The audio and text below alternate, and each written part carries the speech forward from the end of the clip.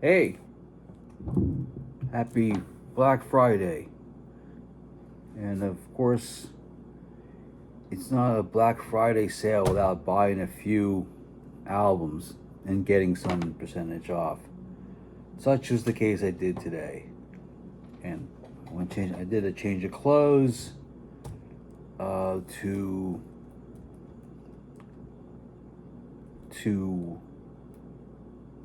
herald in the release of the Yes Blu Ray version of Fly From Here, The Return Trip. Why couldn't they? The Blu Ray is big enough to fit both versions on this album. You know, the original 2011 one, and whenever this was done. It came out maybe, I think 5 years later. I don't know. I don't know what the date is, but not. But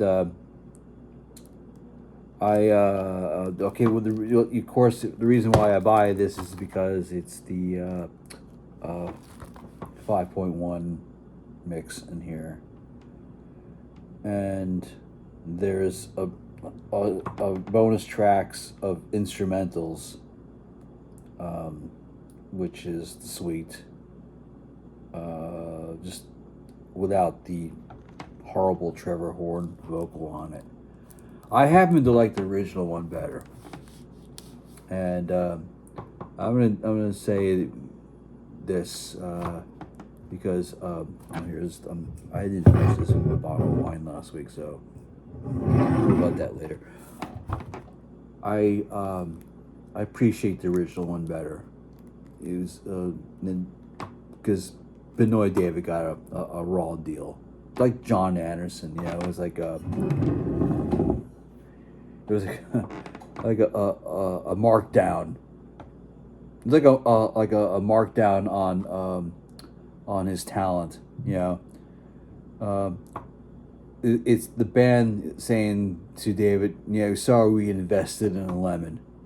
You know, we didn't know you were gonna come down with the exact same disease ailment that John Anderson did, where you almost lost your voice, you couldn't sing, and we had to boot you after one album and one EP.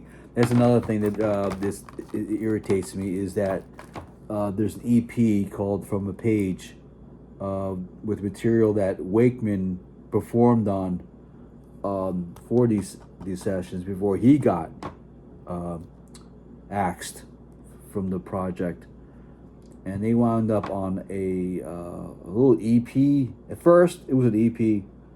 Then they released it as a like the bonus tracks with a live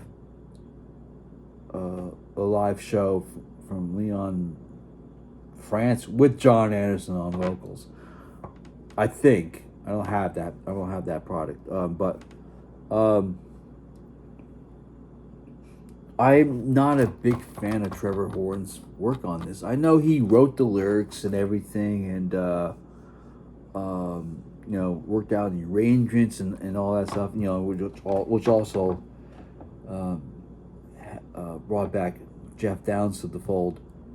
But I think it's just,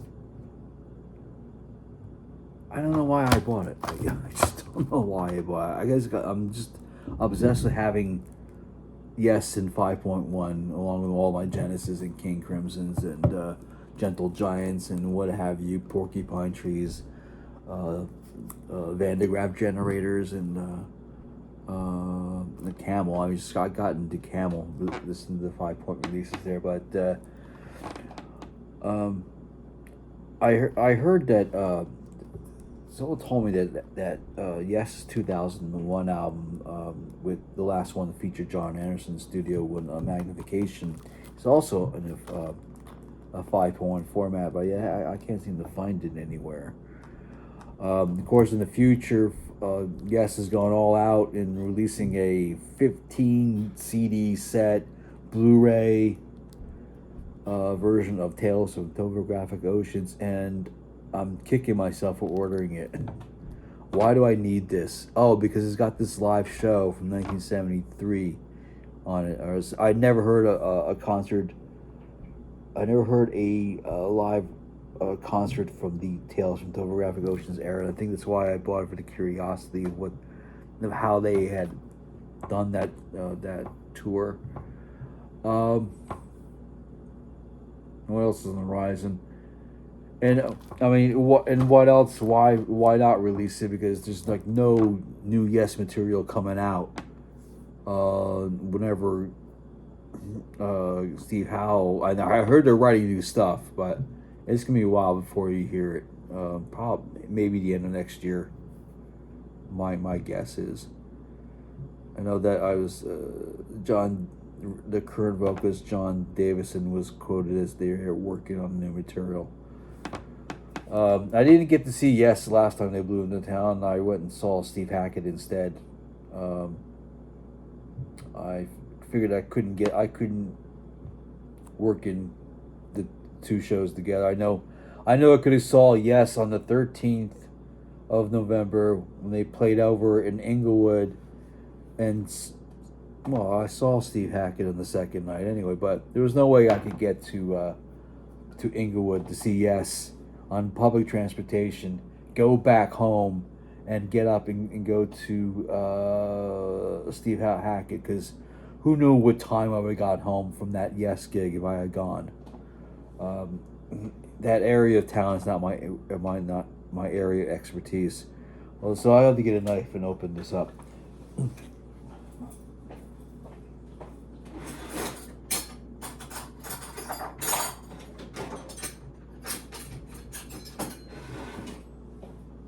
So let's check the contents in here. Let's open it up here and see if there's anything drastically different from the inside of the other two albums. I see. I made a point yesterday, Thanksgiving Day, before heading over to my sister had a Thanksgiving dinner with my half sister, Rebecca, who I lived with in Sherman Oaks, a house in Sherman Oaks, who was previously owned by Jack Haley, who played the Tin Man in The Wizard of Oz. But we had our dinner with me, my nieces, a couple people I haven't seen in a long time, and at Forrest Tucker's house. Who has he had a house in Toluca Lake. His son still lives there, and his mom still lives there, who was an actress too. Miriam, her name's Miriam, but I forget her last name. But she was in F Troop also, with Forrest Tucker. She played an Indian squaw that he falls in love with, and they actually fell in love in real life, and out came Sean. And one of the fascinating things about Forrest Tucker's grandson is that he, Sean's son, did I say my half sister went to school with him? Okay. His son is a cop in Nashville, Tennessee, who's featured in a reality TV show about Tennessee police officers, and one of the shows he made a giant drug bust. It was all captured on camera and stuff like that, and Sean was really happy about that. Monumental. He's got his father's blood in him, man. His grandfather's blood in him. And as far as being not shy on the camera, but it was a fun evening, man. I had a blast. My sister did a little impersonation of a character she came up with called Cake Lady. I taped that and I put that on YouTube. If you want to look for it, she's pretty damn good in it. Funny too. Okay, here we go. Let's get on with this. So here we go. We have the disc. The label is Cherry Red Records. I believe they were on Frontier Records, which is an Italian company.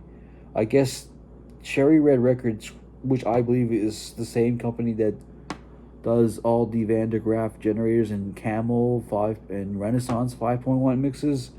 And they did the Steve Squire solo album, Fish Out of Water, and John Anderson's Elias of Sun Hillo, and they weren't really good mixes. But I'm hoping that well, Trevor Horn produced the course, but I want to know who did the 5.1 mix. It's basically the same booklet that's in the CD. I want to find out who's responsible for doing the 5.1 remix. I hope it's Steven Tyler, who's improved a lot since I first listened to him doing the Vandergraaf Generator albums. The first 4 that he did, well, they showed promise, but when it got to World Record, which was released on a Blu Ray, he finally got the gist of it, of how it is to remix in 5.1 audio. So I'm gonna see who's on here. Let's see. Oh, Louis Jardian, percussionist, he worked on this album. He passed away last year. That's sad. Yeah. Come on. Who did the 5.1 remix? Solitaire, special thanks. Shit. Man, I hope that this just doesn't format. Listening to Spock's Beard 5.1, it was okay. Thoughts was really done really well in surround sound, but a lot of it seemed like everything was focused in the left and right speakers, and not enough in the back. Yeah, I can't find out who did the freaking mix on this. Maybe it tells me here. Oh, here's a look. You take the thing here. Let's see. Maybe here. Why it's got 2 different covers? Let me see. No. This sucks. I hope I didn't buy a lemon, man. Because who did the fucking remix on this? It doesn't say who did the updated the authoring or the Blu Ray authoring on here. It's just incomplete to me, man. Oh well. Well, I guess my YMM V, your mileage may vary. Let's see if I don't regret doing this. All right, next week I'll open up my Dream Theater box set that was modestly priced at $35. All right, good night. Have a great weekend.